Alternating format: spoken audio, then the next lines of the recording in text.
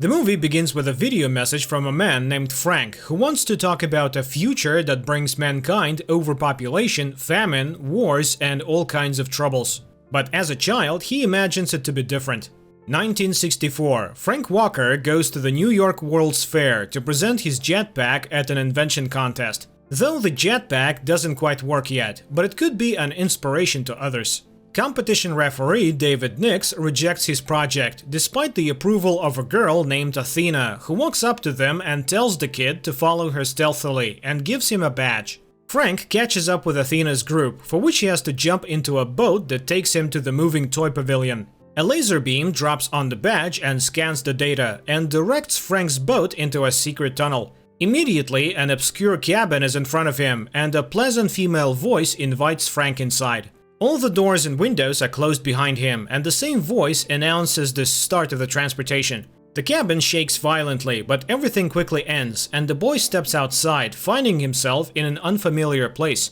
Seeing Athena board a strange flying machine, Frank rushes after it, but the machine flies away. Frank finds himself on the edge of a pad when the tentacles of a huge robot appear in front of him. Frightened, Frank falls to the lower platform, his backpack falls nearby and shatters. The disappointed kid tries to reassemble it, but the reappeared robot does it for him, wielding the pieces back into place. Then he puts it on Frank and gets the approval of the emboldened kid. At this point, people run out onto the platform. Frank awkwardly turns around and drops from a huge height.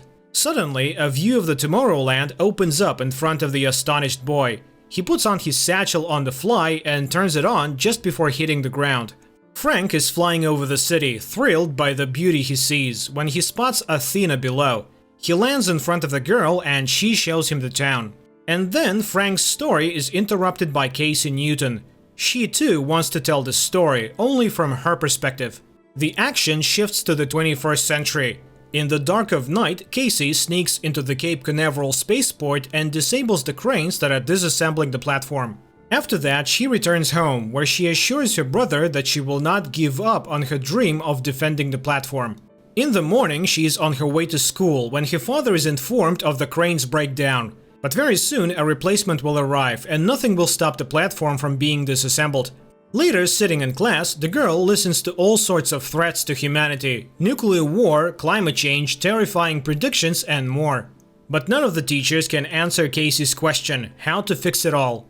At night, she drives to the spaceport again and gets caught by the police. They detain her, confiscate her motorcycle, and after booking her, let her go home. While receiving her belongings, she finds an unfamiliar badge among them. Casey picks it up and moves out of the precinct into a wheat field. An unfamiliar city looms on the horizon. She takes a step and finds herself back at the station. Very cautiously, she picks up the badge. On the way home, her father becomes angry with her daughter's behavior. She has trespassed on NASA property, but Casey's only interested in the badge. She reminds her father that he's a space engineer and asks to see the odd object, but the badge has no effect on her father. Casey picks it up again and immediately finds herself flying over the road in the same unknown land, but her father interrupts her visions. At home, the girl realizes that as soon as she picks up the badge, she immediately sees Tomorrowland and feels as if she's there, though she is in fact still in her own world. And when she tries to go anywhere, she bumps into walls and falls down the stairs. Then she rides out into the field at night and sets out to explore Tomorrowland. When she gets there, she is amazed by the unseen flying devices and the sight of everything around her. The girl runs through the sunny streets, marveling at the wonders. And soon she realizes that she is invisible to those around her. Taking the train to the spaceport, Casey observes the transparent cascading pools with people bathing in them, and looks at the incomprehensible flying machines. But then she notices that her badge is counting down. And then she hears her neighbors talking, from which it becomes clear that the girl is flying away somewhere 20 light years away. She joins a group of young astronauts at the spaceport, but suddenly feels a strange resistance. The next minute, she sees that her badge has counted down to 0, and she finds herself on the real Earth, waist deep in a lake. Back at home, she and her brother find an ad for the same badge for sale on the internet, and Casey packs up for the trip. Later, Athena comes to Casey's house to track down the girl. Confessing that she's from the future, the girl gets the truth and rushes to catch up. Meanwhile, Casey arrives at a store that sells vintage objects from the future. The salesman tried to find out how Casey got her badge and tell her about a group of geniuses, artists, and scientists, the smartest and most talented people on the earth. They create in secrecy, free from politics, bureaucracy, envy, and greed, in order to make a difference in the world. They call themselves Plus Ultra, and you can get into their city by touching their badge. The next moment, she is subjected to a real interrogation. She is asked questions about the location of a girl she doesn't know. And then they point an unknown weapon at her, which can easily penetrate the roof of the room. Suddenly, a balloon flies into the store. As it unfolds, it paralyzes the Clarks, capturing Casey's arm as well. Athena immediately appears and tells the girl to hurry after her. Waiting for the effects of the bomb to weaken, Athena joins in and decapitates the woman, who turns out to be a robot. Just as the girls run out into the street, there is an explosion in the store. Athena pushes Casey into a car parked by the curb and drives off. On the way, she tells Casey that she was the one who planted the badge on her, but Casey runs off without waiting for her explanation. At this point, Athena begins to glitch, and Casey realizes that the girl is also a robot. Frightened, she jumps out of the car and bolts. Athena runs out next and gets hit by a car. The frightened driver rushes to Athena, and Casey jumps into his pickup and drives away. Athena rushes after her, catches up with the car, climbs in, and pulls out the key. And then she tries to calm down hysterical Casey. She gave her her last badge. Either she goes with her or that world dies. Meanwhile, the Secret Service guys arrive at the scene of the explosion. One of the cops picks up the android's charred skull, and the others stare at it in amazement, then demand an explanation. But then a man arrives who disperses the cops with his weapon and asks them to inform the governor that the girl has been found. Athena confesses that she has been looking for Casey for a long time because she's special. So they go to see someone just as special, Frank Walker.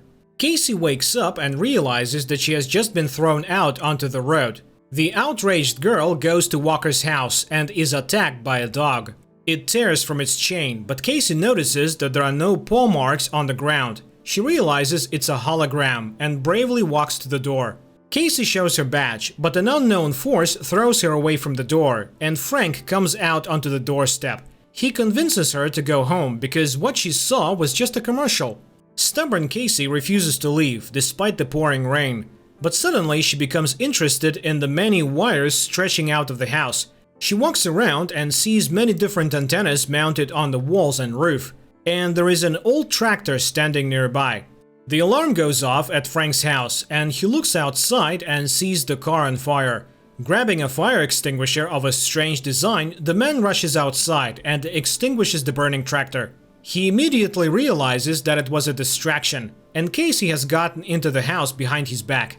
The angry man tries to open the door, but is thrown off by his own defense system. Casey, on the other hand, looks at all sorts of incredible devices the house is full of and finds a strange projector that shows footage of Frank and Athena in the Tomorrowland. And then Casey enters a room with a computer system analyzing world news, while Frank sneaks into the house through a hidden back door. He is terribly angry, and when questioned by the girl, confesses that he was simply thrown out of the future. After looking over the hardware, Casey realizes that he has built a machine that predicts a 100% probability of humanity's demise. However, when Casey declares that he should never give up, the prediction suddenly improves by a few thousandths of a percent. At this point, androids pretending to be representatives of the Secret Service drive up to the house and demand that the criminal be handed over. But Frank closes all entrances. Nevertheless, the robots enter the house, where numerous traps await them, from which they die one by one. Frank falls into the hands of one, and then Casey helps to eliminate the enemy, not even realizing what kind of objects fall into her hands. Frank leads the girl to the second floor, where an android catches up with them, but the inventor activates a magnetic wall, and the robot is simply drawn to it. Still, Frank gets caught by the ringleader, who reads him his rights before destroying the man. Casey takes advantage of this and smashes the android's head in with a regular bat. The pair go to the bathroom, settle in, and catapult themselves out of the house. After landing in a nearby lake, the humans make their way ashore, and Frank tells her his story of his relationship with his father. He is trying to resuscitate a motorcycle hidden in the bushes when a car with Athena at the wheel pulls up to them. Frank does not look happy. He is annoyed that Athena has dragged Casey into a showdown that doesn't concern her. But the girl refutes him. She's been looking for potential candidates for years because she still considers herself to be a recruiter. In the altercation, Athena convinces Frank to go back and rectify the situation. Casey doesn't understand what the conversation is about, but she's also in favor of going back. The company arrives at the building where Frank has set up the teleportation station, and Athena informs them that they have to get to the play. Frank dissuades the girl. The robots will surely be waiting for them there. Then Athena offers to give her the weapon he hides in his briefcase. They will try to make it on their own. Casey tries to ask questions, but Frank grounds her with the message that Athena is just an android and does not care about stupid people. But the recruiter assures her that she was never stupid. Frank declares that he will do everything himself and opens the door to the station. Surprised, Casey climbs into the cabin, where Frank blindfolds her and pours some kind of powder into her mouth. Athena checks some knots and goes down into the capsule as well. The man sets a course for the tower, and from Athena's response she realizes that she too has been kicked out of Tomorrowland. The machine begins to hum, and after a while the exhausted people get out of the capsule. Casey is terribly thirsty and clutches onto a can of Coke, while Frank hurries the companions. The robots will soon be here.